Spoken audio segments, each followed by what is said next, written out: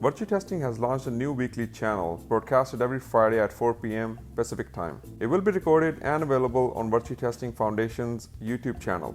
So, what is this weekly channel about? The channel will be dedicated to information security, weekly highlights picked out for you. We will also invite a speaker every week for a lightning talk. What is a lightning talk? Part of the answer is in the name. A lightning talk is a short presentation of a topic that'll provide you key information within 50 to 20 minutes, kind of like lightning. I get the lightning thing now. Could I be a speaker and share about my malware analysis knowledge, for example? Absolutely. You can sign up by going to www.speakerforum.virtuetesting.com. If you don't want to be a speaker and would like to hear about a specific topic, you can email us your suggestion to contact@virtuetesting.com. That's great. What if I have questions for the speaker or the community? This channel is a place for that. After the lightning talk, 15 to 20 minutes will be saved to share and learn with the community. If there's no time left for what you would like to talk about, it could be a topic for another lightning talk. I'm excited. When is this starting? The first channel broadcast will be July 17 at 4 p.m. Pacific and every Friday ongoing. Sign up and tune in by visiting Virtually Testing Foundation LinkedIn page. Welcome everyone to Friday Information Security Channel. Today is July 24th, 2020. We will start off by giving you a brief of this week's information security news. Then we will have a lightning talk session. Today's topic is Suricata IDS. We will wrap up the day by opening this session to community for share, learn, and secure. My name is Victor Monga.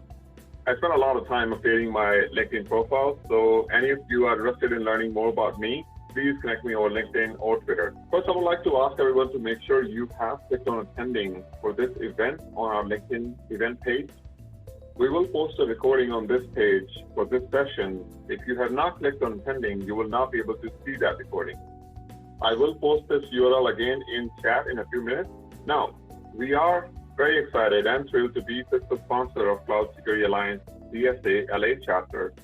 Also, we are an education partner of CSA LA to provide online education to more than 1,000 chapter members. We get this question a lot about what is a fiscal sponsorship.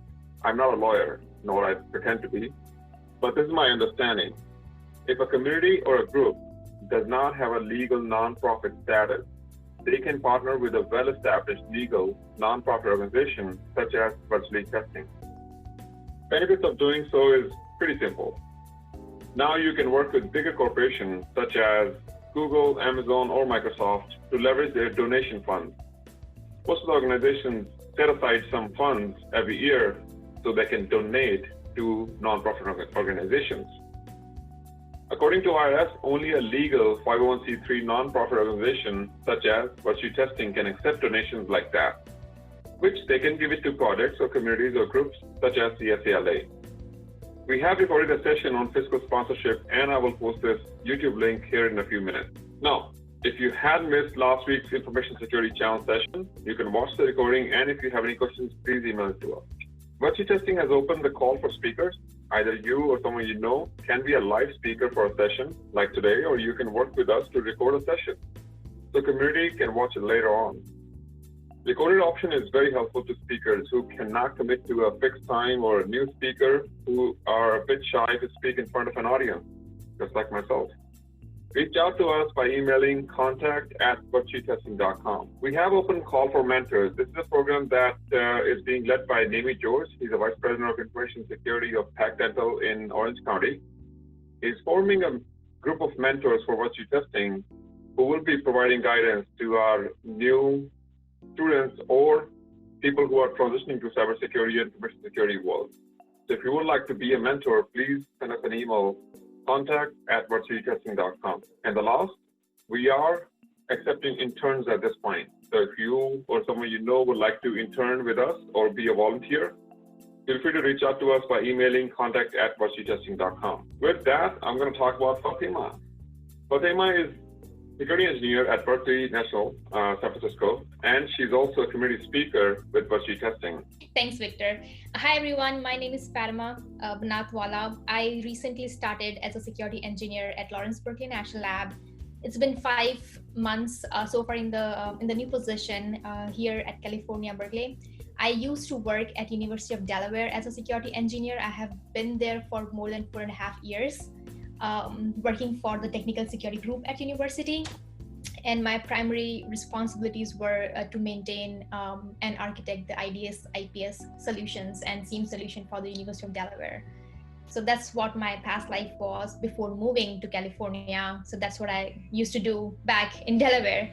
And apart from my job right now, full time, I'm also a part of virtually testing community speaker community. So I often speak about some of the topics that I'm interested in and that I know about, so that I can share my knowledge with the broader community, and it can be useful for them and they can find value out of it.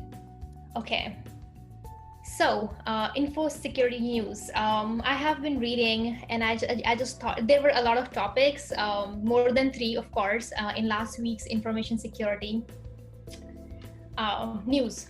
But the 3 different ones, like there were multiple ransomwares, but I just didn't want to like have the slide just for ransomware. So I just picked 3 topics. So I apologize if you have already read more details about one of those topics, but these were the 3 topics that I picked for today's session. So jumping right into it, the first one is Netwalker ransomware. Netwalker is a class of ransomware that belongs to the family of Windows remote code execution. So they primarily hit the Windows operating system, and it has been around for a while. They just changed the name this year. I think they used to be called as Mail2 ransomware. And the reason they called themselves Mail2, because one of the very proliferating way they used to spread across was emails. They used to send the malicious emails with malicious attachments like Word file or Excel file, and as soon as the user clicks on one of those bad attachments, their computer gets infected. So if you're running Windows, then you can potentially be a victim to that kind of ransomware attack. So recently they hit the news again, I think in early July, where one of the health services organizations in Maryland called Lauren Health Services, that's kind of like a elderly that's kind of like a facility for elderly people, and then they provide rehabilitation services as well. So they reported that they got hit by the Netwalker ransomware, and of course it was early June, and I think the latest update that we got was they refused to pay the ransom, and because of that, some of the part of information that got stolen or exfiltrated from the network was made available to the public with a key. So just to show that they actually have the data, and that's the legit data they have, so they are not bluffing. So these attacks are serious. Of course, nobody would just bluff saying, "Hey, you're infected, and just give us the money, and we will give you back the files." So yeah, they hit the news again, and it is said that maybe 50,000 ish 50,000 ish clients' data has got leaked out, and potentially the data may contain the social security numbers, the personal addresses, and some other personal information like name and date of birth in the data that they leaked out on the internet. So coming back to the second topic, Cloudflare DNS failure. I should actually rename that, because it was not primarily DNS failure, but DNS was one of the services that was impacted by the Cloudflare outage that happened. So many of you might have already read through that news, because it was pretty big last week on 17th July, that there was a change that got deployed to one of the routers they had on their backbone in Atlanta. So it was a result of another unrelated issue that they were troubleshooting. So they were troubleshooting an issue that was in the link that connected their backbones, that connected 2 locations of their backbones, Chicago and Newark. They were troubleshooting that link, and then in the process of troubleshooting the congestion on that link, they made a change on a router that was based off on Atlanta, and then instead of taking that route out of the network, it accidentally sent the bad routes. So it was attracting all the traffic, like the Atlanta router was attracting all the traffic of the network, and it was getting overwhelmed, of course, because all the traffic was then going through Atlanta router, and then it bogged down a lot of services, and some of the main locations where Cloudflare offers the service were impacted, and DNS was one of the services. I specifically mentioned DNS because Cloudflare has been hitting news a lot lately for their DOH service providing, and I think when I was discussing earlier before this talk with Victor, that one of my focus of my research is DNS based. So I kind of like keep an eye out for DNS news. So that's why I kind of like mentioned that it was DNS failure. So I was like, people who would be using DOH service of Cloudflare would not be the happiest people on the world, on the earth for that half hour of audit, because it took down DNS as well as one of the services they were providing. So that was pretty big news. So the summary of the news is it was not an attack. The attack didn't take down the network. At least that's what the news spoke about. It was just a misconfiguration in one of their router locations that brought down the internet for a very brief period of time. The third one is the WordPress. I picked out this one as well because it is more focused towards security flaw. So there's a plugin for WordPress users called All-in-One SEO plugin. And that plugin had the cross-site scripting flaw. And what that flaw did was the person who had high privileges and who had an account, like an authenticated user with high privileges, can actually post some posts on the website. And the post would have like a post description and post title. Those are the two fields that were editable by the high privilege account users. And if you are one of those high privilege account users, what you can do is you can inject some kind of malicious Java code or some kind of JavaScript, and then you can make that post run on the users who are reading your post. So again, like it is not very highly critical, because again, to exploit this vulnerability, you need high privilege access, and of course, only authenticated users with high privilege could do the XSS attempt. Or could exploit that vulnerability. But soon after that flaw was discovered, they came up with an updated version of that plugin, which is 3.6.2, that can replace the current plugin that you have, which is vulnerable. So all the plugin versions older than 3.6.1 are affected. So the latest plugin should be available. The patch version should be available. So you should be able to, if you are using one of those plugins in WordPress, you should be able to update that patch version of plugin. So this was kind of like a brief summary on what I thought were some of the interesting topics for InfoSec news happened in the past couple of days. Oh, and this slide actually have a motivation quote. So this is what I came to my mind when I said, okay, what should I write for a motivational quote? And especially the quote that I also believe in. So it's like, if anything is worth doing, then you should do it all with you should do it with all your heart. Because then there's no point in doing with half-heartedness. So in any case, this is a very profound quote written by Gautam Buddha. So I just pasted it in the slide. Alrighty, before jumping into the lightning talk, please raise the hand or please use any of your controls on your Zoom client. If you have any questions during the talk, I would be more than happy to answer any questions that arises while we are talking. So don't hold back. I would be more than happy to answer any question. So today we are talking about Suricata. I have been a heavy user of Suricata. Let me be clear, I'm not a developer, so I cannot give you a lot of deep insights on how the tool was developed and what cool things the tool has as their functionality, or on the developer perspective. But I can definitely give you some insights on the user perspective. So I'm a really heavy user of Suricata. So jumping directly into the talk. So what is Suricata IDS? Suricata is a high performance network IDS, IPS, or network security monitoring engine. I have used all three words because that's what they also refer to themselves on their website. So if people who do not know these acronyms, IDS stands for Intrusion Detection System, IPS is an Intrusion Prevention System, and network security monitoring is just like some system that is sitting on your network and passively listening to all the traffic and generating alerts for you or yourself, for you or your team to look at those alerts later. So the reason I mentioned IDS and IPS is it provides the functionality to be in line as well. So a lot of times the devices that monitor your traffic are primarily the passive devices. That means they're intrusion detection system. You cannot put them in line. But Suricata is one of the IDS systems that provides this functionality that you can absolutely keep it in line of your traffic, and you can absolutely block some of the traffic based on the alerts that you're getting from your network. It is owned and maintained by a nonprofit organization, which is OISF. It's Open Information Security Foundation. They own the code, they maintain it, and their developers actively work on this open source tool.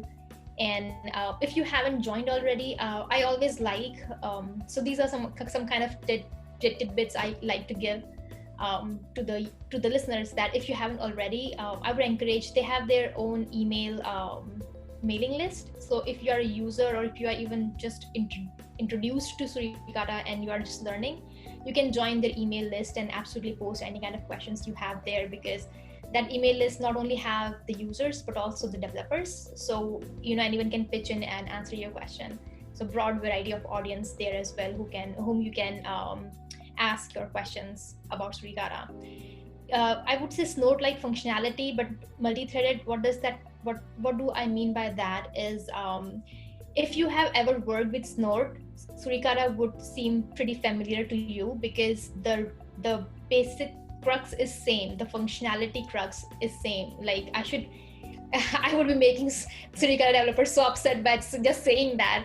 But what I mean by that is as a user's perspective. So if you, as a user perspective, if you have seen Snort and if you have a little bit knowledge how Snort works, you would be easily adapted to use Suricata, because they use similar kind of rules that you can deploy in your architecture, and then those rules will generate the alerts. I would say it's multi-threaded because so I think Suricata earlier versions 2.8, 2.7, you cannot really multi-thread. The functionality of multi-threading would not inherently be there, but you can absolutely run multiple processes invoking Snort binary every time on each process and do your own multi-threaded version of Snort. But in Suricata, that functionality is built in. So you have to just provide the number of threads you want it to use, and it will automatically spin up those many processes using those many threads on your CPU. Out of the box, you don't have to deal with anything special in that case. So that's why I said that it's Snort-like functionality, just to make you familiar with what the functionality would be in Suricata if you have ever used Snort in your life before. It's signature based, so this is the emphasis, right? Suricata and Snort, they both are signature based engine. What does that mean is there are some patterns in the traffic that are detected or that are found to be bad and suspicious, and the IDS looks for those patterns in the rules. So you create something called Suricata rule or Snort rule, and you deploy that rule in your Suricata engine. And as soon as that rule is deployed, next time if Suricata sees the traffic that matches that pattern that is described in the rule, it will trigger an alert. So that's why I say that it's kind of like a pattern matching. So if you know what you're looking for in the traffic, you can absolutely write a Suricata signature and you can just deploy it in your Suricata IDS system, and it would just generate the alerts. It generates alerts in different formats. So the two very famous formats that are used in Suricata alerts log are JSON and the flat file. So there is a fast.log. We will jump into details more on how the alerts are generated and what a Suricata rule looks like. But in just to give you a high level of introduction of Suricata, two main factors in Suricata is like rule base and the logs. So the log part, it has its own logging, which is like var log, suricata.log, where you can see the engine specific logs. If you are having any errors or if you are having any issues in the engine, you can see those logs there. But apart from logging, it generates alerts that is more useful to users. So those alerts are basically in flat files, fast.log, which will have this single line of alerts saying this signature was triggered, and these are the source IPs, these are the destination IPs, and source port and destination port. And there's another version of the alerts which is pretty detailed, and that's the JSON. So eve.json is another format of alert that Suricata writes in, and that is pretty detailed. And as the name mentions, it's a JSON format, so it's easily digestible by any kind of SIEM solution you have in the place that supports that kind of format. So you don't even have to worry about extracting the fields and how to make it compatible with your other centralized log collection engines you have. If it's spitting out JSON file, you can directly ingest that JSON file and in your SIEM solution or whatever central log collection engine you have, and can generate alerts automatically.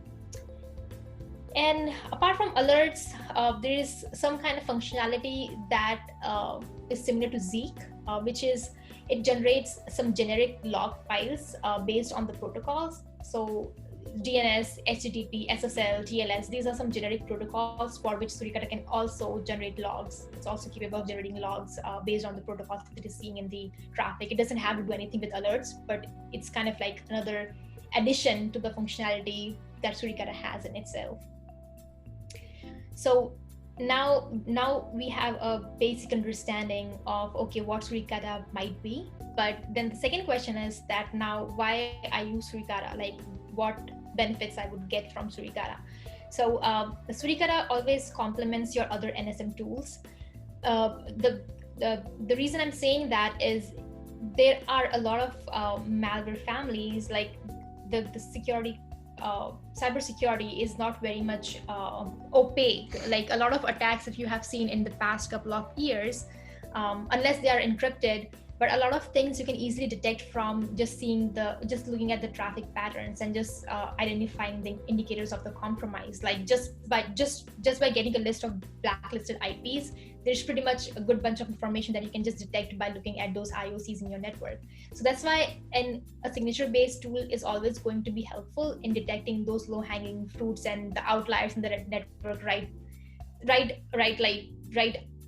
away. It's not like if it's a highly sophisticated attack that obfuscates in an encryption algorithm, then it will be super tricky to detect by even the other high-tech commercial products. But if it's a very low-key, low-hanging fruit, then it will easily be detected by signature-based IDS systems. So again, it's open source and free. It's a powerful network traffic analysis framework that you can absolutely take advantage of. And I, as I mentioned before, user-friendly logs for alerts just generates flat files. You don't have to do anything super cool or super interesting to make the alerts digestible by normal human beings.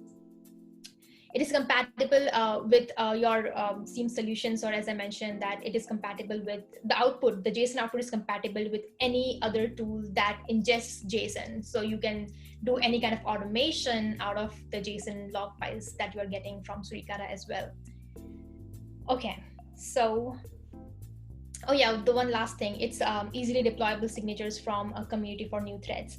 So as I mentioned, that you can write your own signatures or you can write your own rules, but a lot of times community itself themselves quickly comes with the new rules whenever they see new threat in the network. So you don't even have to worry about what I'm going to do next if next time I see something, because if you are seeing an attack that is happening right now on the internet, other people might already have seen it, and they're already working on generating a signature for it. So you just have to be on the lookout that if anybody has released a recent signature that I can use in my rule base, right? So you don't even have to worry about being very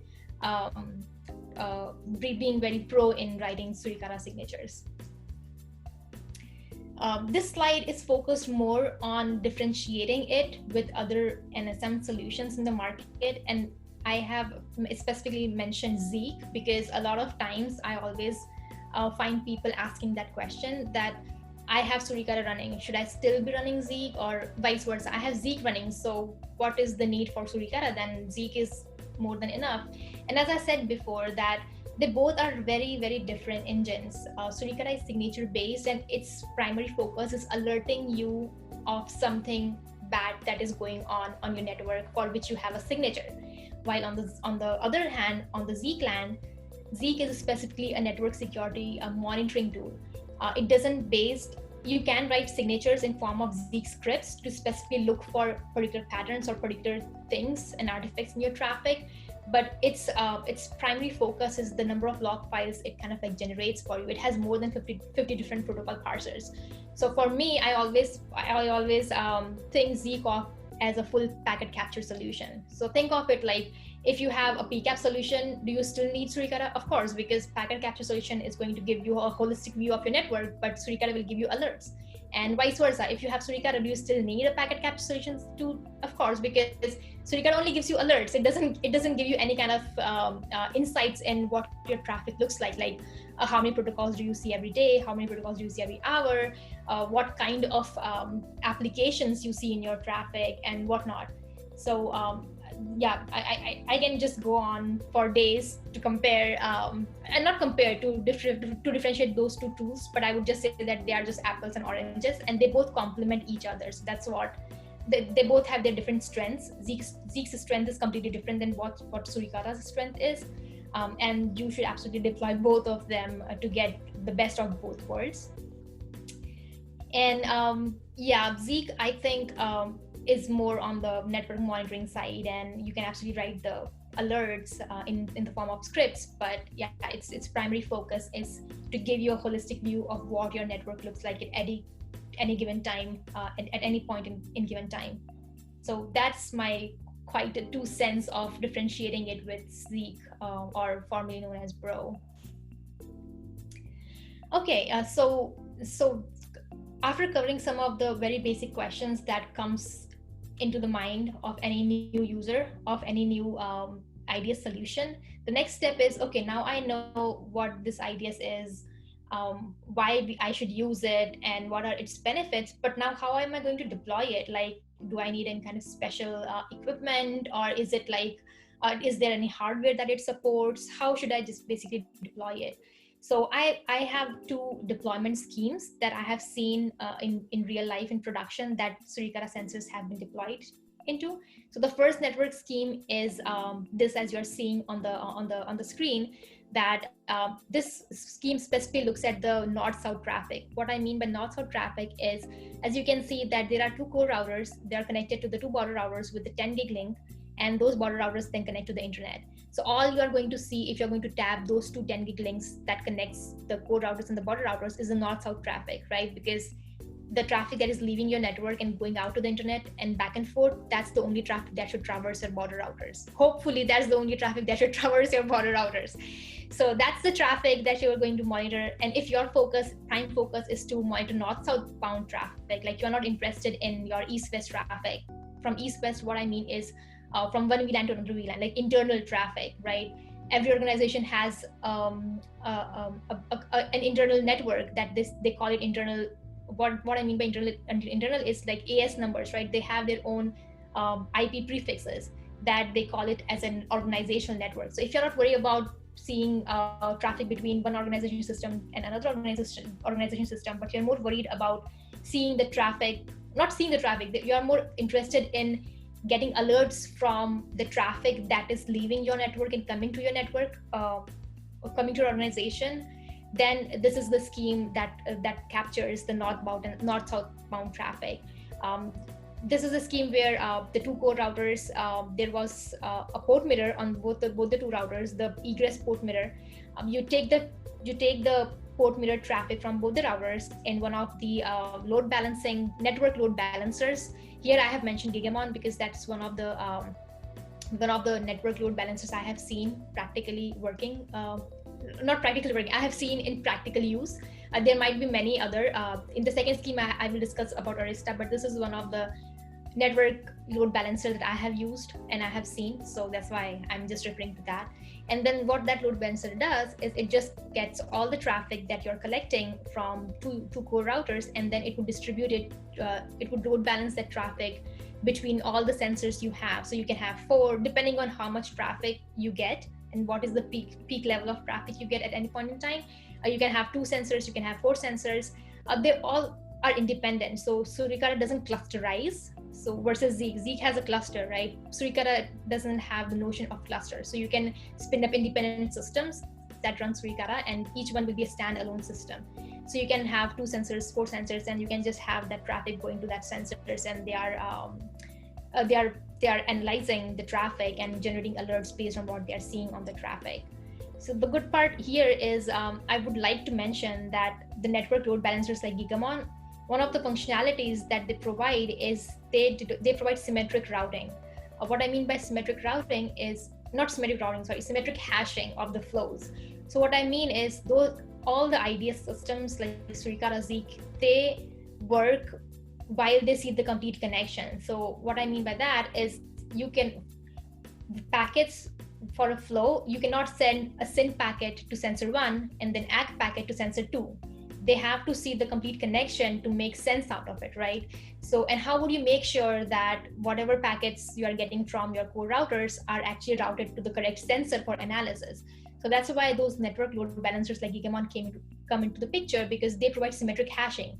What they do is they hash the 5 tuple of the flow, and they remember that, okay, SYN from this flow, I have sent SYN from this flow to Gigamon to sensor 1. So I should send the ACK from the same flow to sensor 1 so that the sensor 1 can have the complete flow traffic flowing to the host. So that's why it's important. And I wanted to mention that because a lot of time people say that, what if I don't have a load balancer and I can just directly send the traffic? But then how are you going to make sure that a SYN can traverse your core router 1, an ACK can traverse your core router 2. How would you make sure that whenever you are getting the packets for a given flow, you are sending all the packets of the same flow to one sensor for analysis, and you're not distributing it on the different sensors, because then each sensor will be confused that why am I just getting SYN? It's a half connection, and the second sensor who is getting ACK, that sensor would be like, why I'm just getting ACK? It probably might be a split routing situation. So they would not be able to perform at all if you're not doing symmetric hashing of the traffic. So this is the second network architecture for Suricata deployment. And here you can see the 2 wiretaps, they are between the core router and the distribution switch. That means switches the VLANs or the network that is behind the switch, if they want to communicate with each other, the part of the connection would go through the core router, because the router will do the routing part from one VLAN to another. So this scheme, I'm showing that you can monitor not only the internet traffic, because of course, if the VLANs or if the systems that are behind the distribution switch, if they want to communicate to the internet, of course, they are going to traverse the exact same link as if they wanted to communicate to another system on different VLAN. So you are getting the internet traffic, but at the same time, you are getting the east-west traffic monitoring as well. So this scheme shows you how you can do the east-west traffic monitoring using ideal system. And here the second change is Arista. So in the previous deployment, I have shown that you can use Gigamon. Arista is another vendor that provides same kind of functionality with some other benefits and some other different functionality aspects. I would not want to go into the details what's the difference between Arista and Gigamon, but they both are kind of like network load balancers that make sure that whatever traffic they're getting, they are doing symmetric hashing on the traffic, and they are load balancing the traffic to the right sensors that are receiving that traffic. So this is the second scheme. You can put the taps behind the firewall. You can put the taps between the bypass and any link that is going between your distribution switch and the core router to make sure that you are getting a complete coverage. So this is another second scheme that you can use to deploy Suricata in production. Okay, so after discussing the network architecture, that how Suricata can be deployed, I didn't mention Suricata is the software, right? You just get the binary or you just get the code out of the internet, but the sensors, when I'm talking about sensors, those are physical boxes or the VMs. So this is the commodity hardware on which you host the IDS, right? It doesn't, because a lot of people have concepts of, okay, if I'm using Suricata, maybe there's a box called Suricata. It's not like that. You can just run, just wanted to make sure that I'm clear on that part, that you can run Suricata on either the hardware or VMs, whatever you are comfortable with using. Coming to the installation and deployment components. So now, since we have a kind of like rough understanding of what Suricata is, how I can deploy it in my environment, or how can I deploy it in my network, the next question arises is, okay, now where should I start? What the installation process is, what components do I need? This talk is not focused towards providing you the install steps, but I just wanted to brush up on the high level of what installation looks like and what components you might be requiring bare minimum to have Suricata deployed. So for installation, of course, you need the Suricata software. So there are two paths that are available to the community and to the users. One is compiled from source, and second is binary packages. So if you are comfortable in compiling your own, compiling on your own, I would highly recommend doing it that way. So you can easily get the source from OISF's website, or you can just Google Suricata download, and the first website, the first link on the Google will take you to their download page. And you can download source for different platforms. So if you are running Linux, you can download source code for Linux and Mac, and these are some of the platforms Suricata supports: FreeBSD, Unix, and Windows. I have primarily worked with Linux, so you can compile the source code by yourself. The reason I recommend that is it gives you a lot of flexibility and more control over the Suricata installation. There are a lot of things that Suricata supports, but the binary packages might not have them enabled. So if you are okay with just running it on your test environment, or if you're comfortable with whatever is packed into the binary, then you can absolutely go with the binary packages. But highly recommended way in production is to compile it from the source, because it gives you a whole lot of options of compiling it with other libraries, which are highly efficient. I will be talking more about some of the libraries that I use in the best practices in the last slide. But yeah, compile it from the source if you want to use various libraries and various options of host-based load balancing as well. Okay, so deployment components. So once you get the code, of course, Suricata's installation is requirement from either from source or the binary, but it comes with the other stuff as well, right? Like, for example, if you want to deploy it, Suricata, you cannot just run Suricata as it is. It would need the rule files, right? You need to have the signatures loaded in Suricata. So how you're going to get the signatures? So previously, what used to happen before Suricata version 4.1 is there was another package called Suricata Update that was available for download. So you would download Suricata, install it, and then you would download Suricata Update and install it. And then what Suricata Update would do is it would pull down all the rule files that you're interested in, and then automatically add it to the config file and to the right location, so that next time you start up Suricata, it should be able to find those rule files. But after Suricata version 4.1, it is automatically added to the Suricata code. So you don't have to be dealing with adding another third package in your installation to run it properly. So Suricata Update is another deployment component for rule management.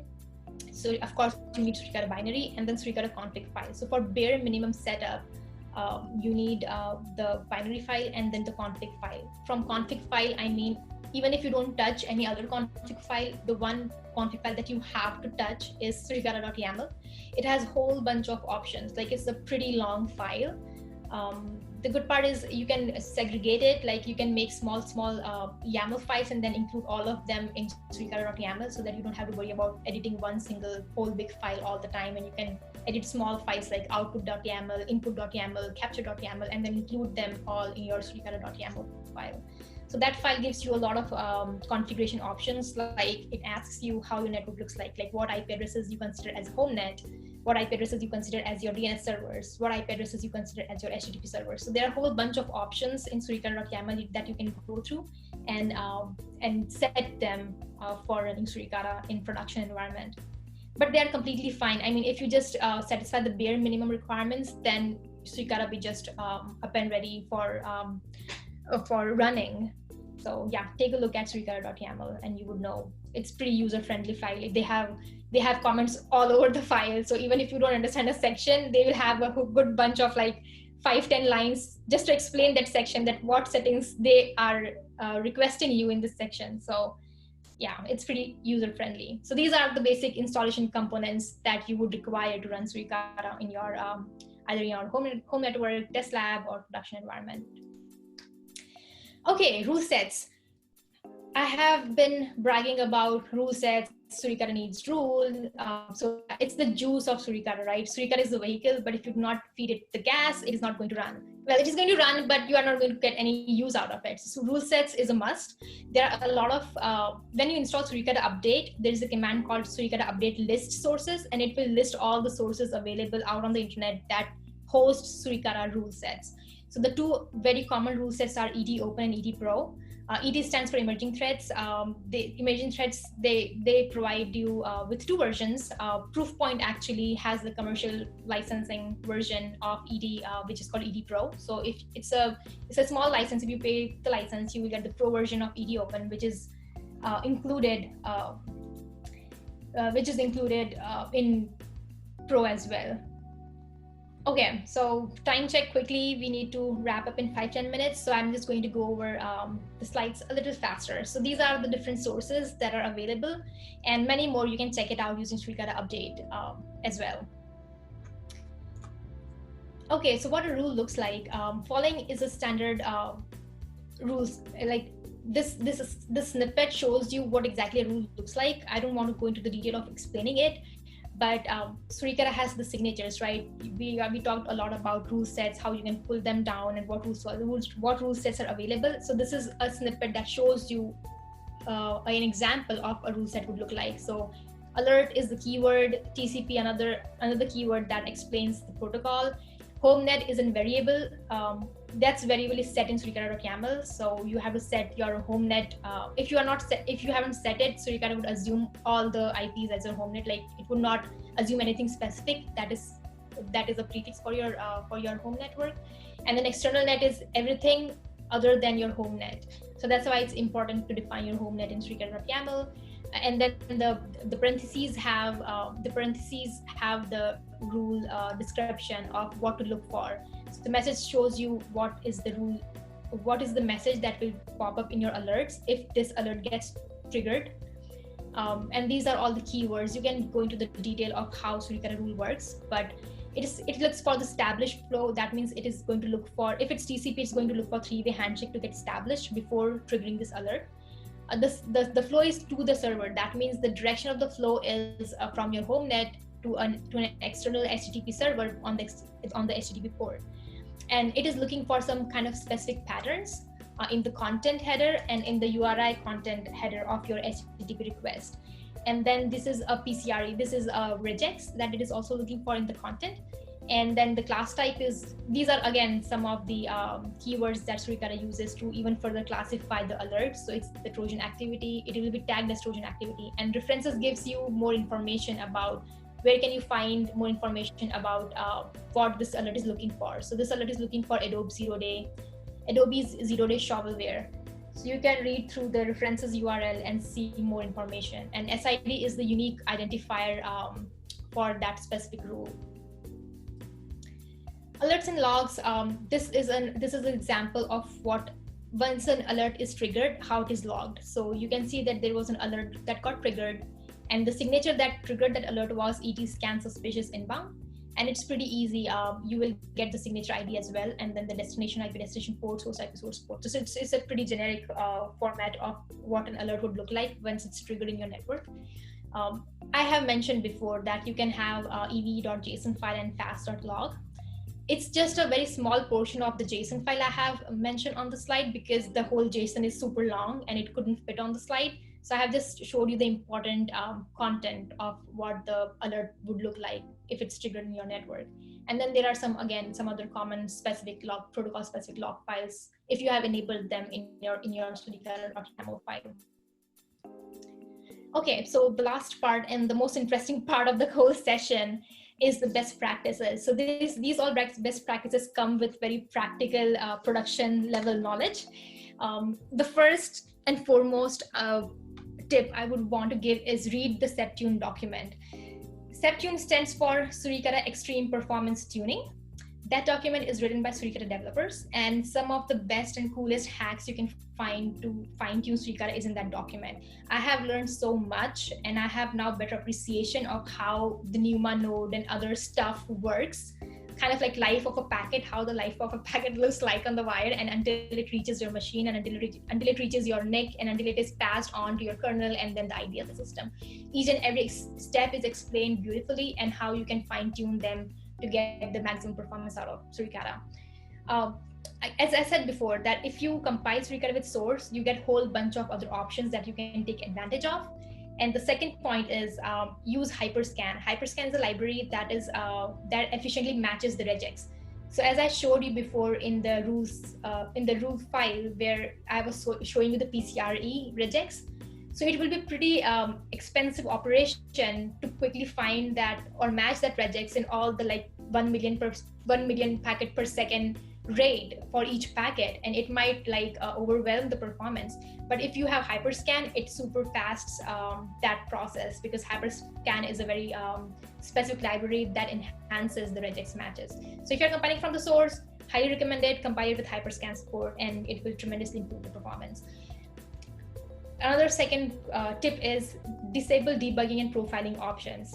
So the good part is compiling from the source, you will get a lot of options, but just don't get overwhelmed and don't get super excited using all of them at the same time.